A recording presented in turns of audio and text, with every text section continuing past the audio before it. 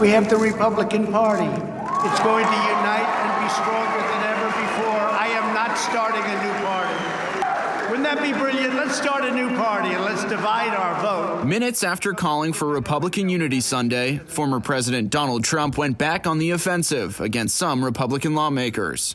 Fred Upton, Jamie Herrera Butler, Peter Meijer. Naming names of those who voted to impeach him, telling supporters, get rid of them all. I think he built a very good low-dollar fundraising base, and there's more money to be made there. And there's a lot of people who build livelihoods off of that fundraising, and they'll continue to do it.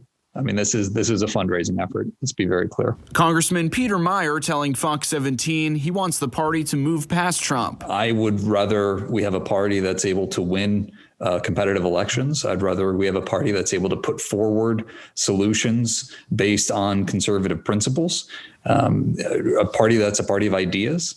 And frankly, what we've gotten over the past 4 years has been the loss of the House, the loss of the White House, and the loss of the Senate. And that was all before January 6th. A similar sentiment coming from the office of Representative Fred Upton, who says in part, quote, if Republicans want to win the House back in 2022, we can't look in the rearview mirror. We need to look through the front windshield and keep moving forward. You achieve victory by adding to your coalition, not subtracting. It's simple math, end quote.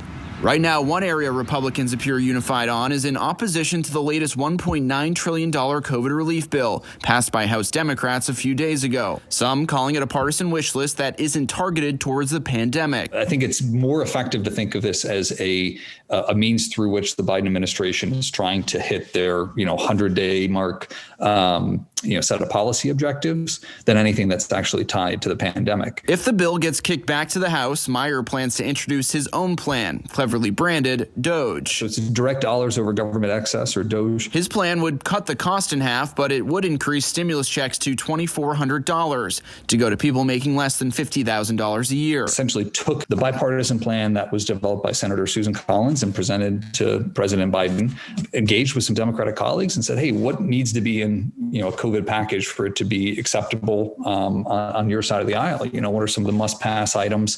Factored plenty of those in, and then said, okay, well, how do we keep this? How do we get this to a point where we give the direct relief to people who really need it in this country? Obviously, getting through the pandemic is the most pressing issue that we're dealing with right now. In Grand Rapids, Aaron Parsegian, Fox 17 News. The Senate is set to take up that COVID relief bill later this week. To see Meijer's full relief plan, you can head to fox17online.com.